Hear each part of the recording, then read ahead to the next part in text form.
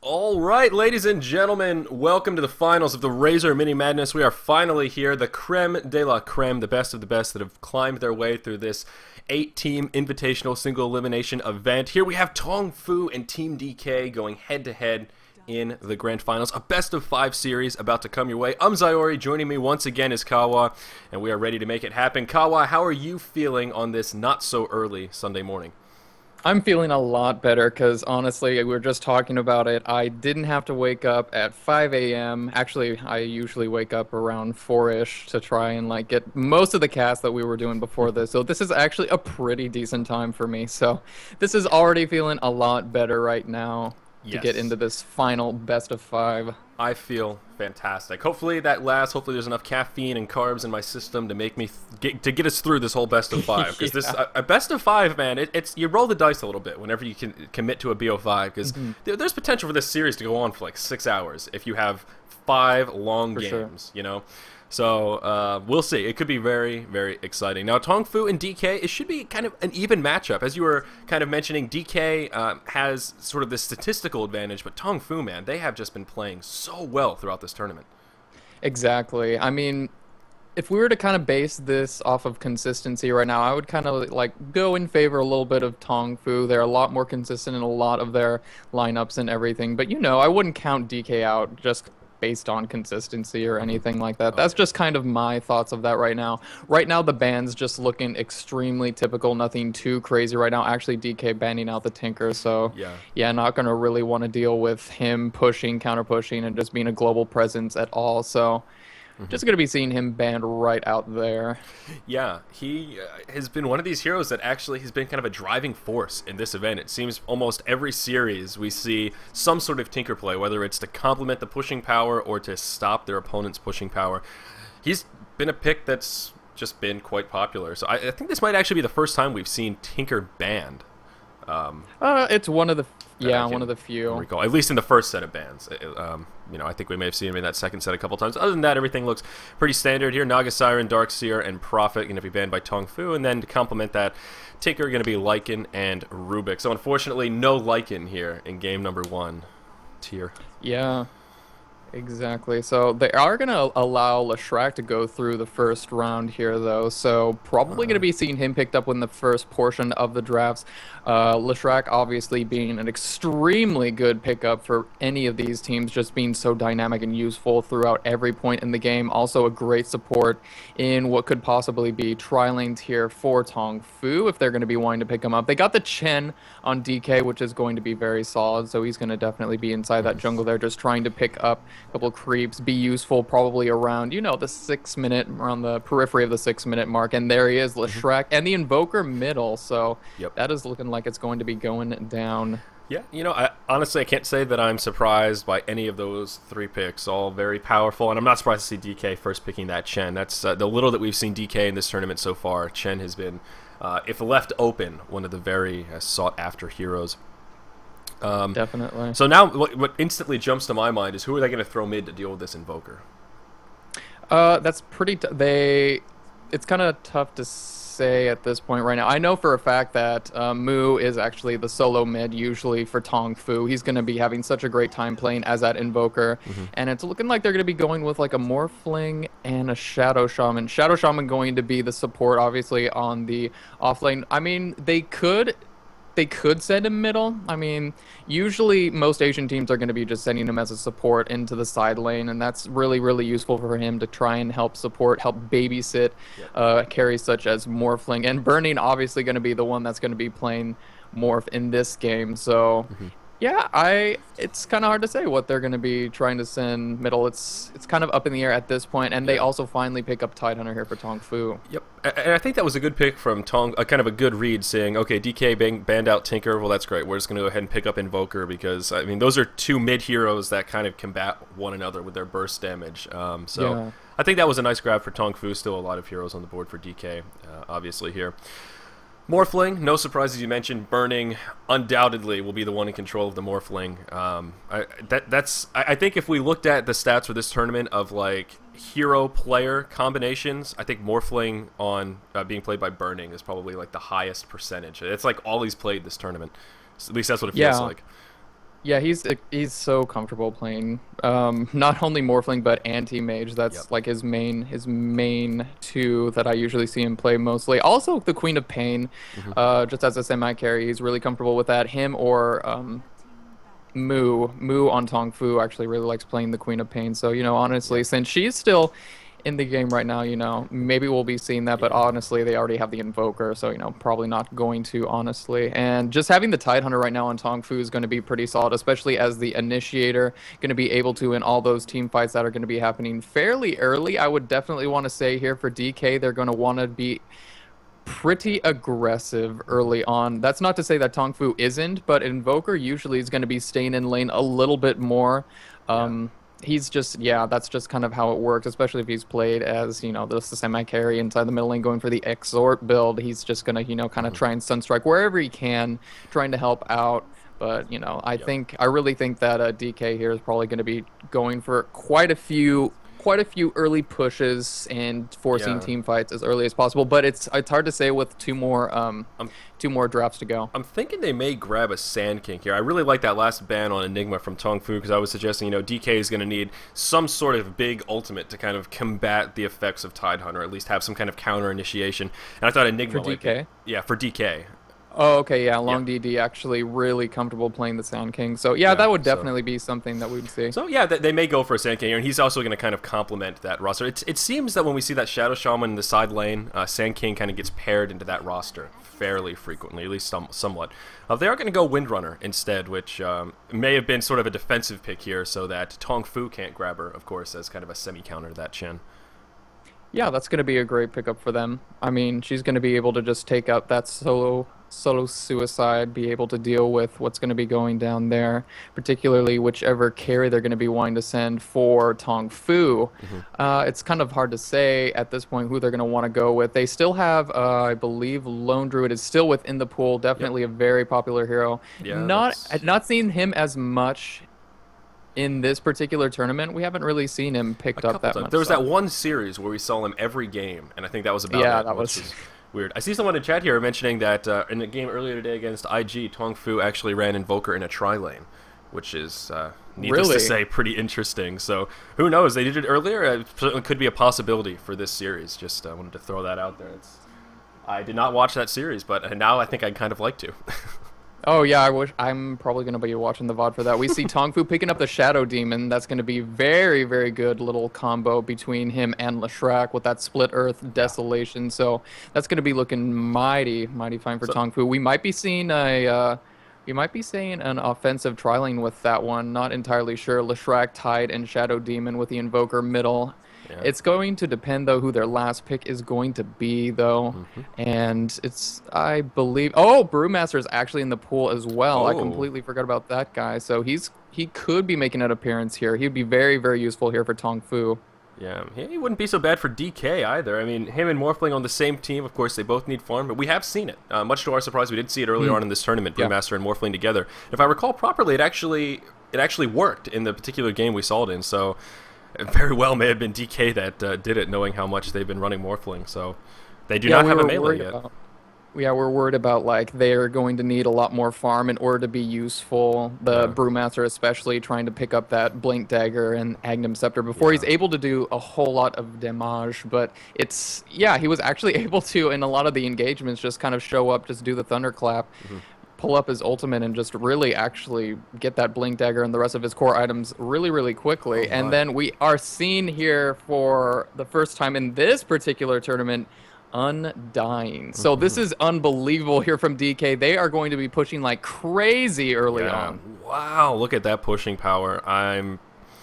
Yeah, that's going to be pretty solid. We'll see. Again, I mean, I guess we could have predicted that a little bit from the bans. Tinker first ban probably indicates that you're going to be pushing at least a little bit, making an effort. So now that begs the question, what is TongFu going to do? And if they were considering a tri-lane Invoker, Puck might not be a bad choice here for some of that creep clearing ability. Of course, they have Lesh already for that, and Invoker can as well, but I don't know. It's sort of an odd choice. The only reason I say it is just because now tri-lane Invoker is stuck in my head, and I'm like, oh, that throws a wrench in the mix. Yeah, exactly. It's kind of hard to like get out of there, but still, yeah. I was about to say I wouldn't be surprised if we didn't see more of a defensive support, but that would kind of leave only the Invoker as kind of the semi-carry here in this particular game. So I'm not sure if TongFu's going to be wanting to do that. They are going to need to do something to combat this lineup, and they're going to be going with the utility carry. Hal's going to be playing his Dragon Knights. All right, so we've definitely seen a little bit of Dragon Knight, and I know he's a little more popular in the Asian scene, the Asian meta, so that's it's going to be cool. Game 1, man. This is one hell of a roster. Undying and Dragon Knight in the first game. I am pretty damn excited. Yeah, probably one of the most played so far, based on statistics. One of the most played heroes for for Hao is going to be that Dragon Knight. And looking at his skin right now, it's kind of What is this? Yeah, that's everyone's. It looks like he's playing a violin as he's running. I know. He looks like Captain America. I don't understand what the deal is with these graphical bugs. That is funny. So anyway, let's go ahead and introduce these teams here. TongFu, as you mentioned, Hao going to be playing that Dragon Knight. Kaboo going to be on the Tidehunter. Mu playing that Invoker. Awoke in charge of the Leshrac. And Sang Shen going to be playing Shadow Demon. And meanwhile, on the Radiant side, DK, we're going to be seeing Windrunner played by Super. Inside the middle lane, Zippo as the Shadow Shaman. Inside the top lane, we have Long DD as the Chen. Burning on the Morphling, and finally inside of the bottom, we're going to be seeing ROTK as Undying.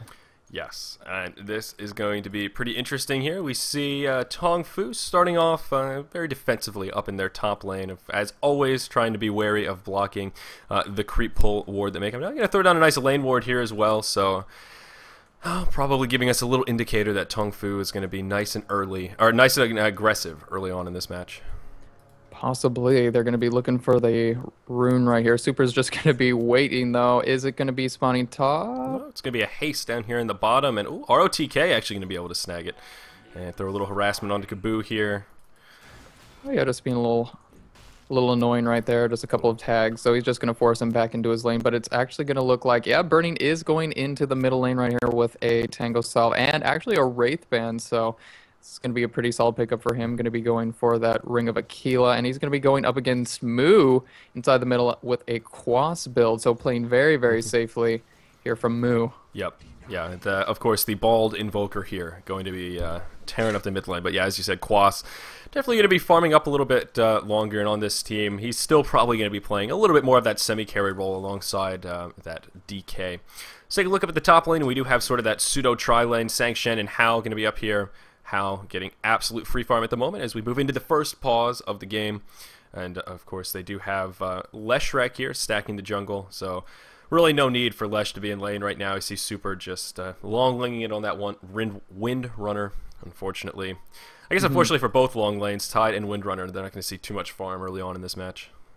No, yeah, I wouldn't expect a whole lot coming out of Kaboo for this one in particular. It's going to be scary, though. Like I mentioned before, ROTK playing on the Undying right now. The pushing power of DK right now is actually going to be very, very powerful. I thought they were going to want to go probably with the tri-lane, especially since they've got the Undying. Everyone's kind of disconnecting right now. Well, hopefully this isn't a repeat of yesterday. You know, I looked back. That one video, I think we had literally 45 minutes worth of pauses in that one game yesterday. Literally, we sat in that game for like so long. It's ridiculous.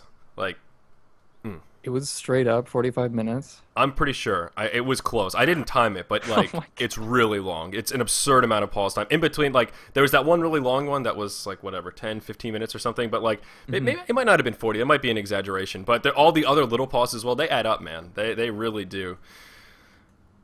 So hopefully there isn't a problem. I know a lot of these Asian teams tend to play in LAN centers, or internet cafes, and that was the issue yesterday, where the actual internet cafe was having internet connection issues. So it's sort of unfortunate, where it's not really the fault of the teams. You know, it's not like, dude, tell your roommate to stop torrenting.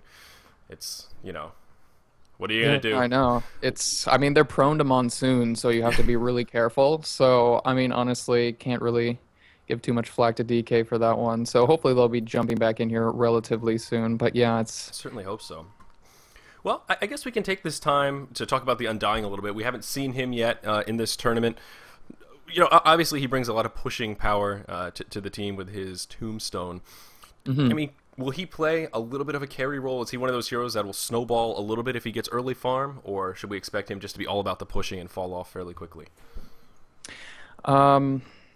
Judging by the team composition that we have right now, I'm pretty much thinking that he's going to be used as a pusher. He is obviously going to be maxing out the Tombstone standard stuff, but I'm going to be wanting to see when they're going to actually start like gunning it and going for it and like shifting gears. Chen probably, like I mentioned before, probably around the 6-minute mark, we're going to be seeing the Chen come into the bottom lane here, and Tide really isn't going to be able to do anything. Kabu's just going to be sitting there like doing a couple of splooshes with his anchor smash, but really that's just about it. They're going to have to probably shift for TongFu a couple of their heroes into the bottom lane to try and circumvent, you know, the pushes that are going to be going on, because they're really going to try, and they could easily take out the tier 1 and tier 2 in the bottom lane, because, you know, ROTK is going to be just going on a rampage with Chen's creeps. And then you're also going to have the wards of Shadow Shaman. He's going to be looking to go for level 6. It's going to be hard though, because he's kind of doing like a little bit of a roaming support role, it's looking like right now. I mean, we could see that, but really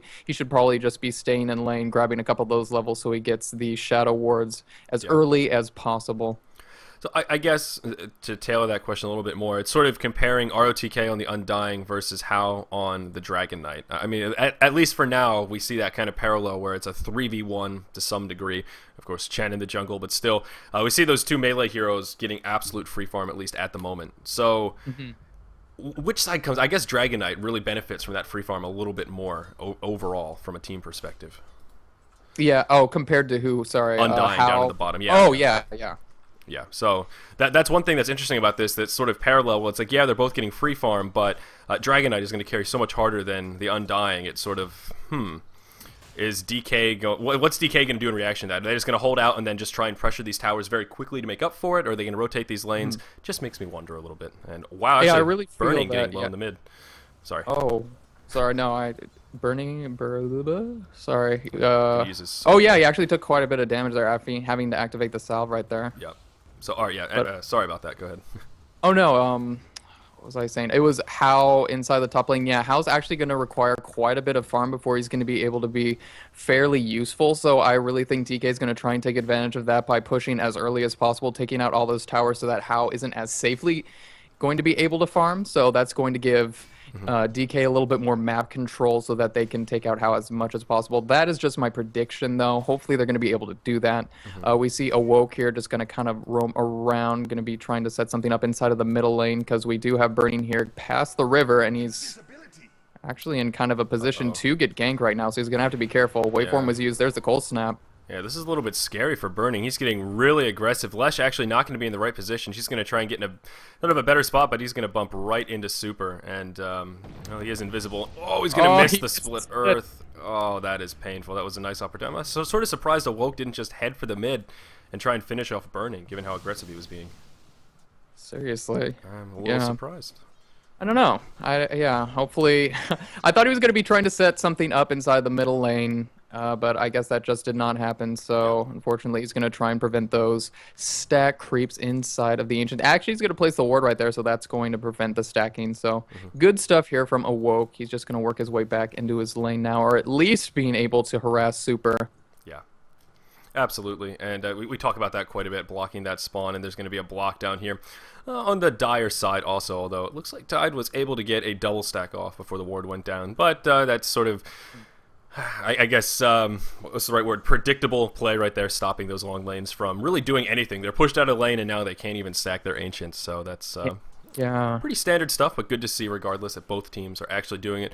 And it's funny that both short lanes have really just been totally sacrificed. I mean, Undying and Dragon Knight, absolute free farm right now. We see they're both tied up, sitting around 22, 23 creep kills, but 100% free farm. These lanes are totally uncontested, and I'm wondering when we're going to see more roaming and, you know, all of these like support heroes, when are they going to move around and make something happen? We have a lot of heroes just kind of wandering around at level 1 trying to figure out what to do at the moment, which is sort of strange. Yeah, super completely shut down in the top lane, but that's pretty much what you're supposed to expect when you're the Windrunner. She's Mhm. trying to get those stacks on the Ancients to make up, to compensate for the loss that she's kind of experiencing up in the top lane, but now that they place the It's just ward there, she's not still, going to be able to stack it. oh, so noble. Still trying so hard to stack it, but and that's one of the things as well that's irritating about that. You don't know when the wards go Oh, down burning in necessarily. middle. Yeah, burning right here. And Moo actually going to play this a bit more defensively and not going to turn for the kill. Burning going to be able to survive.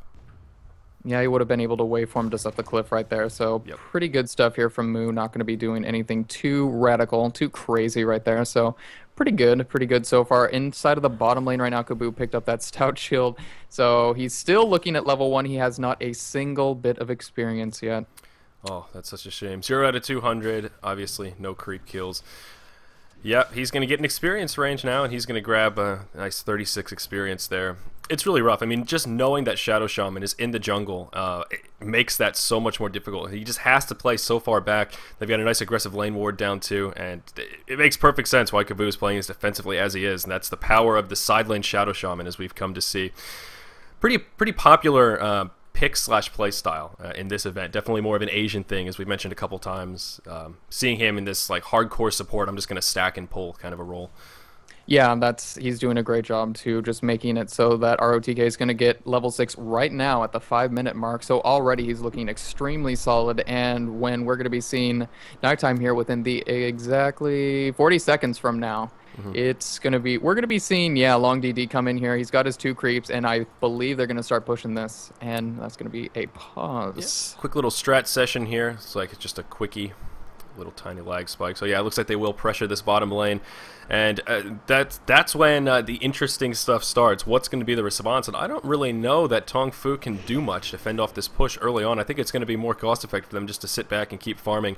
Pretty confident they'll just sack this tier 1 tower, and kind of see how it goes from there. But yeah, ROTK leveling up the Tombstone, as you were talking about. Pretty standard build. Unfortunately, Shadow Shaman not quite level 6, only sitting level 3. So this push is going to be quite as easy as it could have been, but easy enough here with Chen and the Undying just totally cutting off the creeps.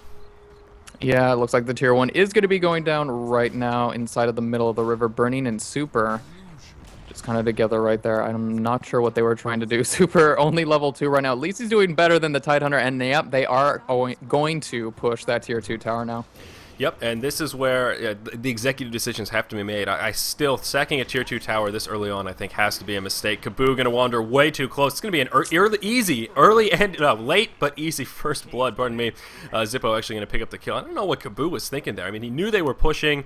He knows he's level 2 against all 3 of these heroes. Really a bad position to be in. Yeah, actually he's level 1 still, so he's just kind of food for ROTK, unfortunately, so that's too bad. But in the top lane, they're at least going to be able to kind of push that one up. They've got the Edict for Awoke. This is pretty much going to be going down now, at least, looking for somewhat of a trade, but now Awoke's going to have to back it up very close to dying with that power shot. Yeah, playing with fire. Now Super actually going to get dove on a little bit here. Pardon me, Burning going to come in, and that's going to be the end of Shadow Demon. The tower looking like it's going to fall. Can they score the deny? Morphling actually gets the deny. Very nicely done. And all the while in the top lane, they're going to be able to get that tier 2 tower. So DK coming out way ahead in that exchange, picking up 2 towers in exchange for just a singleton deny. And they also got a kill out of it. So we take a look at that gold chart. Wow, a 3,000 gold lead coming out of nowhere here, only 7 minutes in. Yeah, and they just can keep it up now. Shifting into another lane would be perfect for them to do. I mean, Kabu's just going to be trying to sit here and try to get to level 6 so that in the next oncoming team fights, he's going to be able to be useful. But still, when he was shut down so hard, so early, it's just going to be really hard for them to try and defend against the oncoming push that is inevitable within another lane. And I really do feel that that is where they're going to start shifting. Yeah, most definitely. This is one of these things where they picked up such a lead so early on that they're going to start to snowball a little bit. I mean, you're going to see a 4,000 gold difference this early on start to shine in the inventories. You know, that disparity between one team having their second tier boots, your treads, your phase boots, what have you, while we'll see TongFu with, you know, their Tidehunter still lacking boots. At least with those tower kills, Windrunner, who's been a bit behind, can make up for that. She's got arcane boots already. I mean, she's made a recovery. Even though she hasn't picked up too many creep kills, she's still in great shape. Tide, yeah, he's got a stout shield. Yeah, he has a stout shield. He's got brown boots, Yeah. but Oh, it's yeah, just picked him up, and Super in the top lane. Is he going to be able to survive? He's going to pull him away. Burning going to come in. Looks like San Shen may pay the ultimate price here, trying to finish off that Super. Not even going to be close. Now Hao on the run. I don't know if he's going to be able to survive this waveform. Going to be up. Yep, there it is. That's a double kill coming out for Morphling. Burning now in great shape. He is sitting, was that 3-0? 2-0-1 now. That is one hell of a start for a Morphling. I'm really impressed right now with how DK is handling themselves in this early game. It's crazy. So really, I'm just waiting now for ROTK to kind of go into another lane with that maximum tombstone and just kind of push it up. I mean, he's obviously going to prevent Kabu from getting level 6. He's level 4 right now, immediately picking up those levels very, very quickly. But even still, up in the top lane, at the very least, Super and Burning now going to be trying to take out this tier 1. We've got some TPs that are going to be forced, with Mu going to be just running here. Yeah, they need to be a little bit careful. This could go south very quickly. Mu going to get caught by the shackle, and in comes Dragonite. He's going to pop the ultimate. Long DD taking a lot of damage. Going to use the ultimate, and he's going to stay alive a little bit longer. They're going to secure the first kill onto Awoke. Now Dragonite going to be able to finish off Chen, and it's looking like TongFu going to start to come out ahead a little bit here. Burning going to be in kind of an awkward spot, and I think he's going to fall. They're going to have the damage to finish him off before he can waveform down. It's not looking like it. He's going to morph strength. He's actually going to go aggressive here and try and turn this around. Not going to waveform down, and this could have been a mistake. We'll see. He's running out of strength to morph here. He's actually totally out, and yeah, he's going to be able to survive. So well the Chen played. creeps are still hitting San Shen. He's going to be able to get killed by him. Wow. Oh, no. I totally turned away, came back, and that is huge right there, finishing off San Shen. That's going to turn that fight into being a little bit more favorable for DK. Now ahead 6-2. Yeah, just having Chen's creeps there, just right-clicking constantly on. I couldn't believe that he was able to take him out. That was really, really funny, actually. But yeah, unfortunate at the exact same time. I mean, Morphling's still alive. Yeah, surprisingly. Yeah. So that's the one thing that should not have happened. And I was surprised, too. He switched around. He was about to waveform down the cliff, but he just kind of was like, nope, I'm going to fight this straight up. Yeah. And it kind of paid off because the waveform actually hit, and that actually just killed Shadow Demon. Set up the kill on the San Shen. So very nicely. I really wasn't ready for it. I thought he was going to head for the hills, and it was a close call from Burning, but he survived, and that's really the moral of the story. Now 3-0-1 for Morphling, and you know, we've seen Burning carry on Morphling in situations much less desirable than this, so I have no doubt he's going to be a driving force. As this game continues, he's got his treads complete, sitting with that magic wand and that Ring of Aquila, as you pointed out. Let's take a look at some items here, see where everyone's at. And we see a couple of gray boots still for the Dire side. And yeah, Radiant looks like everyone has finished up their second tier of boots, except Chen, but, well, looks like he's sort of well on his way to mech because he has a buckler and a headdress. So that kind of makes up for it, I think, in that regard. Yeah. And that's going to be scary as well. I mean, they have all this pushing power. They haven't even picked up the mech yet. And that's one of the things we always talk about. As soon as Chen can get that item, that's when they can, on the sort of a flip of a coin, start pressuring. We're going to see Shadow Demon get taken out. And Leshrac actually going to pick up that kill. So a noble effort from TongFu here. Going to start climbing their way back, but they're still down by about 5k gold here. As it seems to be where the lead has leveled off now, just about 12 minutes into game number 1. Yeah, we see a bit of a push happening inside the top lane right now. Are they going to continue to pressure the tier 2, though? Since most of TongFu are in the bottom lane right now, kind of all over the map. We could possibly be seeing that go down up in the top lane. There's only Hao there. He picked up his drum just now, so he's going to have a little bit extra speed, mobility. That's going to be pretty nice early on. But yeah, it's not looking so hot for Hao. Looking at the CS, though, he's 66 and 25, so he's really good in that department. Farm-wise, looking very nice and solid. But it's looking like they're actually going to force the tier 1 inside the middle lane, so definitely nothing wrong with that. Yeah, absolutely. I was a little nervous for Long DD right there as he kind of bumped into Shadow Demon. I was like, uh-oh, Disruption could really ruin your fun right now, Chen. EMP going to come out, not going to connect with much, and yeah, this tower is going to get pressured. Burning going to come in from the back. Mu going to be forced back. Yeah, he's got that force staff, and that'll keep him alive, but it won't keep Lesh alive, so he gets finished off by the Undying. It looks like Chen has now picked up, no, it hasn't picked up the mech for me. That was the Chen heal.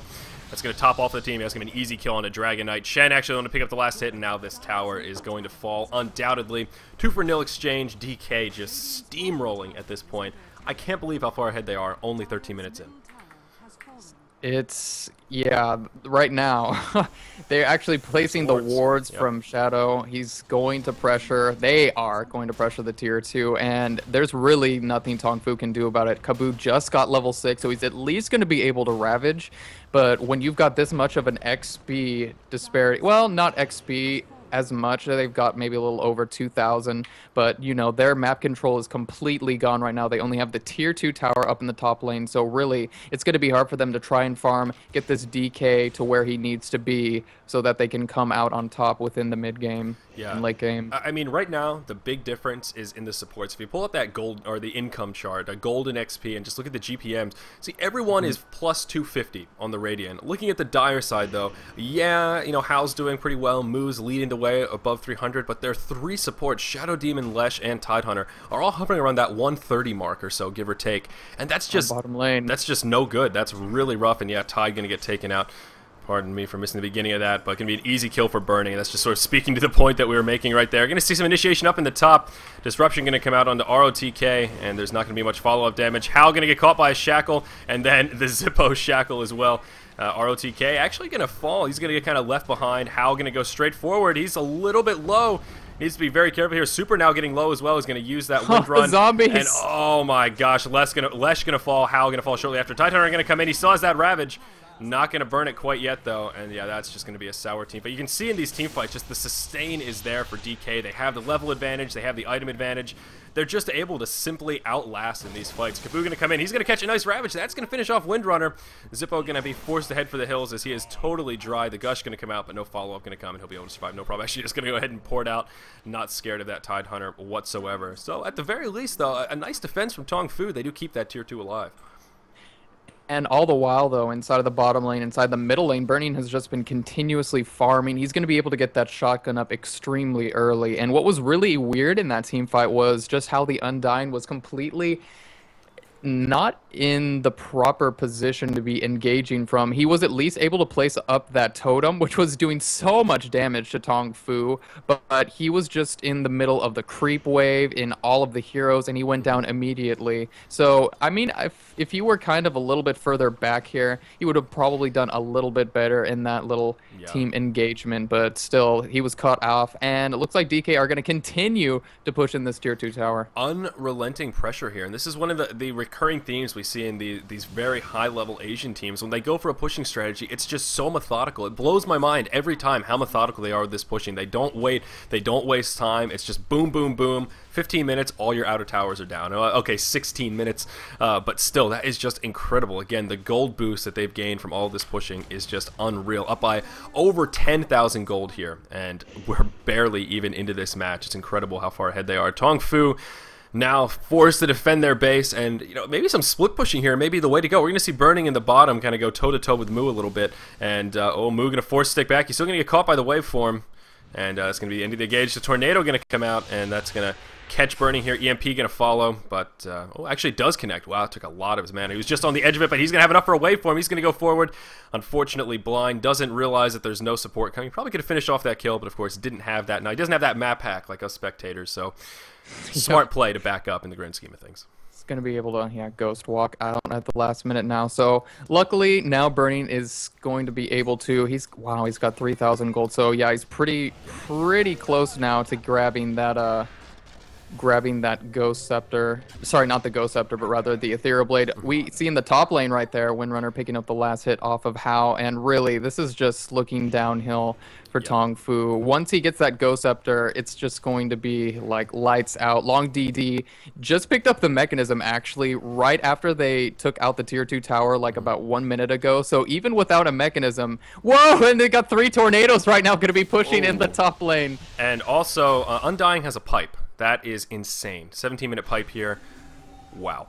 That's going to make this pushing even easier, of course. One of those items that helps with pushing so much. We're going to have the wards come down. The tornado birds here. What are they actually called? The Wildkin War Chiefs. There we go. And this tower just going to take so much damage. There's just nothing TongFu can do. They have no way to deal with this pushing power. And we'll see how the fight continues here. Long DD actually going to overcommit a little bit. He's going to be able to use the mech and the ult. And he will survive. tower looking like it's going to fall. A few wards going down. The pipe actually going to be used as well. And yeah, this tower getting actually in deny range here is going to fall. No deny range. Just waiting for a Ravage, man. No deny attempt. I thought Kabu may Ravage to try and get that deny, but no, looking to set it up. What's DK going to do here? They're going to keep pressure. They're going to back out. Wow, that power shot doing a lot of damage. San Sheng and Mu taking a lot of damage. There's the Ravage. Kind of more of a defensive Ravage than anything else, though. Not much follow-up. Morphling going to go straight in. That's going to finish off Lesh. Hal going to be in some trouble here. Shadow Shaman actually going to be able to get that kill on the Tide Hunter. Hal might be able to survive this, but yeah, it doesn't matter. The Rax will not. So, and that is a 18-minute GG. Yeah, from TongFu. Wow. Game 1, TongFu just going to tap out, and it makes perfect sense. They just got too far behind too quickly. 12k gold advantage, a little bit above the 5k experience advantage. Just absolutely incredible. DK, I saw someone say in chat, wow, DK learned how to play pushing. Yeah, that's an understatement. That's... Wow. I know there are no words right now. 15-5, 18-minute victory. They just played that to the T. So that push there from DK, they just knew, like, well, they've got the Dragon Knight. They've got, you know, the Invoker that's not really going to be leaving his lane, honestly. So let's just completely take advantage of that and just push every single lane. And they did so, and it just paid off. Yeah. And that's what I mean, you know, getting to that tier 2 tower at the 6-minute mark, it allows your team to snowball. We usually talk about individual heroes being kind of a snowball hero, but it really just allowed their team to. When we looked at that gold difference between the supports, for me, that was the time where I was just like, all right, yeah, this is over. I mean, these supports on DK are like real heroes, and the 3 supports on TongFu are like, we have Ravage, and that's about all we have between the 3 of us. You know, wow. So a very convincing game 1. Of course, it is a best of 5, guys. Plenty more Dota 2 coming your way. Thank you so much for joining us. Of course, a big shout out to Razer for making this event possible. We are here in the finals, DK versus TongFu. I'm Zyori. With me is Kawa. Stay tuned, guys, because we will be back shortly.